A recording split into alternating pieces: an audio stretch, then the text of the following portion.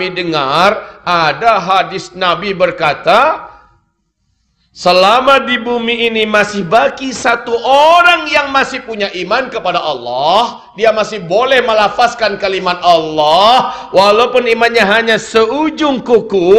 Orang beriman ini masih ada, maka Allah tunda lagi kiamat 40 tahun lagi. Ustaz, kita sekarang jumlahnya orang Islam di muka bumi 1,7 miliar. Berarti lama lagi tuh Pak Ustadz kiamat.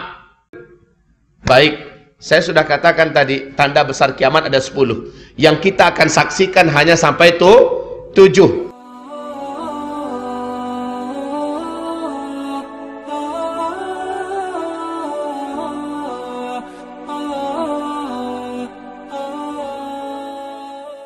Ketika Rasulullah sallallahu alaihi wasallam masih dikelilingi oleh para sahabat, Rasulullah menyampaikan dengan sangat yakin kepada seluruh sahabat-sahabatnya tentang akhir zaman, sehingga seluruh para sahabat sangat yakin bahwa merekalah yang dimaksud oleh Rasulullah dengan manusia-manusia akhir zaman.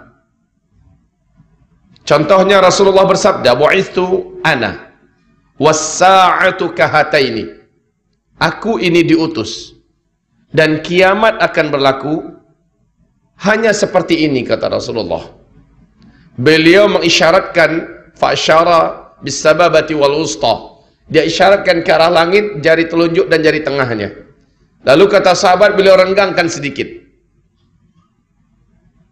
Maka ini pertanda menurut pemahaman para sahabat memang sudah sangat dekat.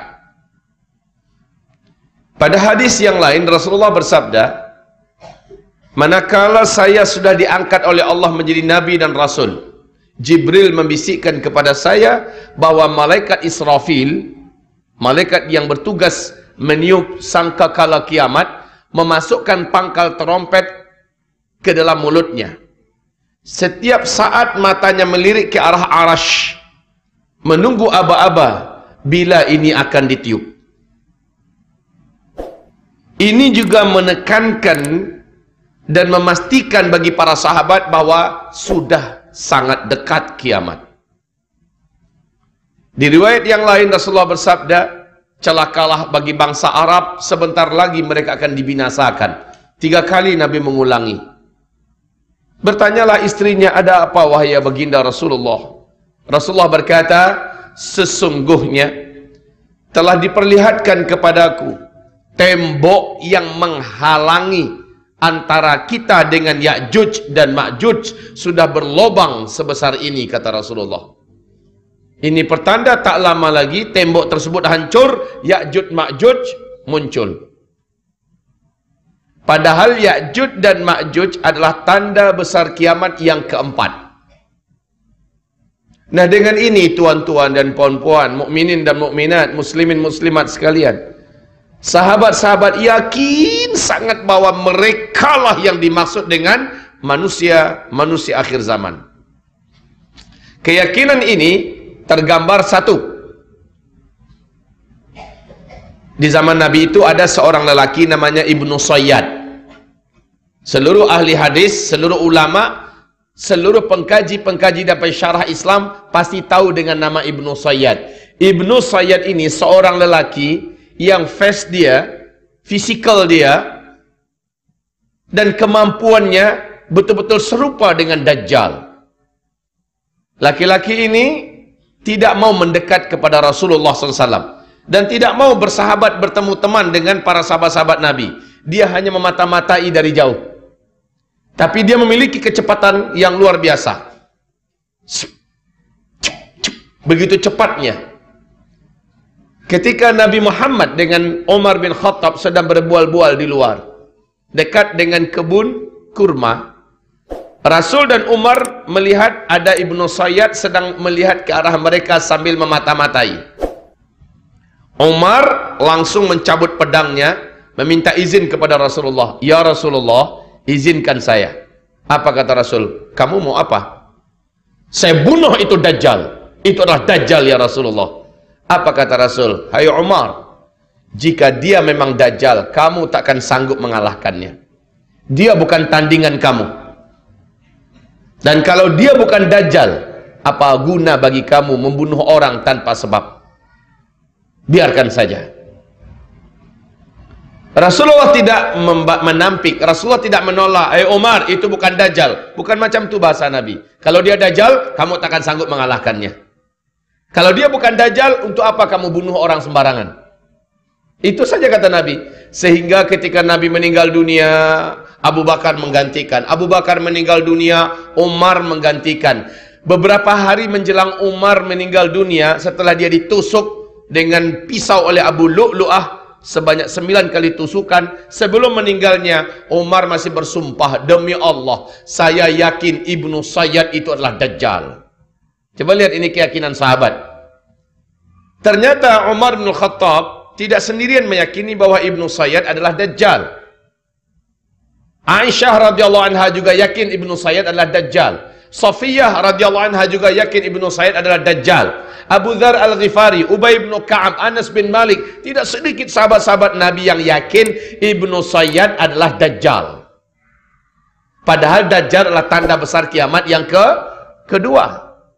Begitu juga Ibnu Abbas di dalam kitab Fathul Bari Syarah Sahih Bukhari, di dalam riwayat Al-Hakim dengan sanad yang jayid, bahwa Ibnu Abbas berkata ke hadapan murid-muridnya, saudara-saudara, saya semalaman tidak boleh tidur. Murid-muridnya bertanya, kenapa Tuan Guru? Semalam saya dengar sahabat-sahabat berkata, mereka sudah melihat meteor bergerak menuju ke arah bumi. Berarti besok dukhan sudah dimulai. Semalaman saya menangis dan berdoa, menangis memohon keselamatan dan perlindungan, memohon ampunan kepada Allah Subhanahu wa taala. Saudara-saudara, Bapak Ibu sekalian, perhatikan ini baik-baik pernyataan Ibnu Abbas. Berarti besok dukhan dimulai. Dukhan adalah tanda besar kiamat yang pertama. Jadi urutan tanda besar kiamat itu, satu, yang pertama dukhan, yang kedua Dajjal, yang ketiga Isa alaihissalam, yang keempat Ya'juj dan Ma'juj, yang kelima matahari terbit dari sebelah barat, yang keenam binatang besar, binatang raksasa keluar dari dalam perut bumi boleh berbicara. Binatang ini baik dan ramah, dan binatang ini adalah tanda besar kiamat yang keenam. Yang ketujuh, angin lembut bertiup dari negeri Yaman. Angin ini sejuk dan berbau wangi kesturi. Siapapun orang Islam yang ada iman di dalam dadanya, walaupun iman hanya seujung kuku, dan orang ini ada di puncak gunung, ada di gua, ada di pulau, ada di mana saja, angin lembut, sejuk dan wangi berbau wangi kesturi ini akan sampai kepada orang itu. Ketika orang tersebut terkena oleh angin lembut itu, terhirup olehnya angin lembut tersebut, saat itu di tempat itu juga dia langsung tergeletak meninggal dunia. Serentak satu muka bumi, orang Islam yang ada iman kepada Allah meninggal dunia. Ini tanda besar kiamat yang ke-7. Lalu tanda besar kiamat yang ke-8, 9, 10, sudah tidak ada satu orang pun orang yang masih kenal dengan Allah baki hidup di bumi ini. Semuanya sudah meninggal. Yang menyaksikan tanda besar kiamat yang ke-8, 9, 10 hanya orang-orang kafir belaka. Nah, wahai Bapak Ibu sekalian, sahabat-sahabat sudah mengira bahwa tanda-tanda besar kiamat itu sudah muncul.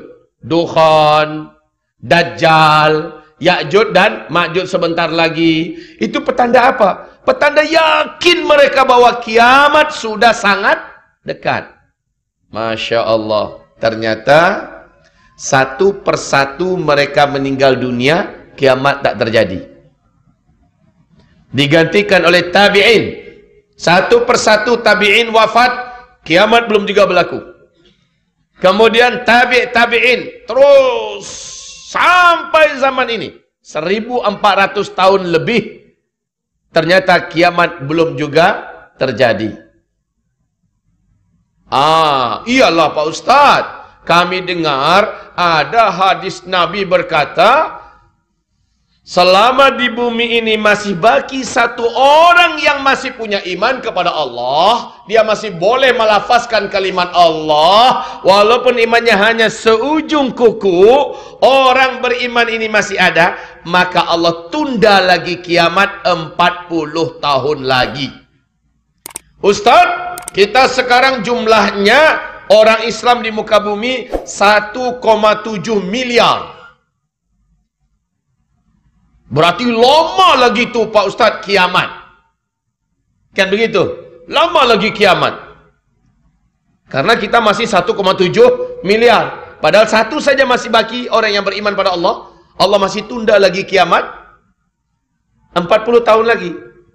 Baik, saya sudah katakan tadi tanda besar kiamat ada 10. Yang kita akan saksikan hanya sampai 7. 7 yang ketujuhnya adalah angin lembut yang bertiup dari Yaman, dan ini akan mematikan seluruh orang beriman serentak di muka bumi. Ya, tanda besar kiamat yang ketujuh. Nah sekarang, betulkah kita sudah dekat? Iya, apa tandanya? Nabi Muhammad dalam hadis sahih Imam Muslim ditanya oleh malaikat Jibril yang menyamar, menyerupai seorang lelaki yang gagah, yang tampan. Bertanya kepada Rasulullah tentang mata sa'ah, kapan kiamat? Nabi menjawab, saya tak tahu. Mungkin yang bertanya lebih tahu daripada orang yang ditanya. Saya tak tahu. Ternyata malaikat Jibril pun tak tahu. Dan memang Allah sudah firmankan dalam Al-Quran, yas'alunaka 'anis sa'ah ayyana mursaha fima anta min dzikraha ila rabbika muntahaha innama anta munziru man yakhsha. Ya, mereka bertanya-tanya kepada engkau hai Muhammad, bilakah kiamat akan berlaku? Engkau senantiasa memberikan peringatan, sudah dekat, sudah dekat. Kapan terjadinya? Jawab hai Muhammad, hanya Allah yang tahu. Engkau hanya sekedar penyampai kabar dan beritanya. Sudah. Dengan ayat ini dan dengan cara Nabi mengatakan saya tak tahu, akhirnya seluruh ulama-ulama Ahlus Sunnah wal Jamaah sepakat mengatakan tak ada satupun makhluk di muka bumi ini, bahkan sampai di langit, yang tahu kapan pastinya kiamat akan berlaku. Maka ini jadi akidah kita. Kita wajib menolak mentah-mentah siapapun dan ramalan kiamat kapanpun. Sumbernya dari manapun kita tolak. Walaupun dari seorang kiai besar, seorang khalifah kutub, seorang syekh kabir berani mengatakan, wah, hafiz Quran 30 juz, semua kitab kuning dalam kepalanya, semua ilmu-ilmu apa dalam kepalanya, dia boleh berjalan di atas awan, tidak basah kena air, tidak terbakar oleh api, janggutnya dari sini sampai ke Menara Petronas panjangnya, dan dia memberikan kabar kiamat akan berlaku tarikh anu, bulan anu, tahun anu. Wajib kita tolak. Ini akidah kita. Jadi kapan kiamat berlaku? Allahu a'lam, hanya Allah yang tahu. Oke. Tapi ketika Nabi Muhammad ditanya oleh malaikat Jibril tadi, akhbirni an amaratiha. Muhammad, oke kalau begitu. Tapi tanda-tanda bahwa kiamat sudah sangat dekat akan berlaku, awak tahu tak? Tanya malaikat Jibril. Kata Nabi Muhammad, kalau ini pertanyaan ente, aneh spesialisnya. Maka Nabi menjawab di situ, sini. Antalidal amatu rabataha wa antaral hufatal uratal alata ri'a asya yatatawaluna fil bunyan. Setelah Nabi menjawab demikian, orang ini pergi, malaikat ini pergi. Apa artinya? Apabila nanti engkau hidup dan engkau temukan satu zaman, orang yang hidup pada zaman itu, sebelumnya mereka hidup miskin, kere, fakir, hanya penggembala ternak, saking miskinnya mereka tak sanggup nak membeli selipar. Mereka bertelanjang dada. Tiba-tiba mereka kaya raya, menjadi kuaya raya. Dan mereka sangat berjaya, sangat berkuasa. Lalu mereka saling berlumba-lumba, berbangga-bangga membangun gedung-gedung yang tinggi-tinggi. Tersirat dalam hadis ini pernyataan Nabi, bila zaman itu sudah kalian temui, maka jarak masa antara kalian dengan kiamat sudah sangat-sangat dekat. Ini hadis sahih Imam Muslim. Yang bercerita adalah Umar bin Khattab radhiyallahu anhu. Di riwayat Imam Ahmad, Abdullah bin Abbas bertanya kepada Rasulullah, "Ya Rasulullah, siapakah yang engkau maksud? Miskin, kere, fakir, penggembala ternak, tidak beralas kaki, bertelanjang dada, tiba-tiba menjadi kaya raya dan sangat berkuasa, dan mereka saling berlomba-lomba dan berbangga-bangga membangun gedung-gedung yang tinggi-tinggi. Ya Rasulullah, siapa yang engkau maksud?" Nabi menjawab, "Humul Arab." Mereka adalah bangsa Arab.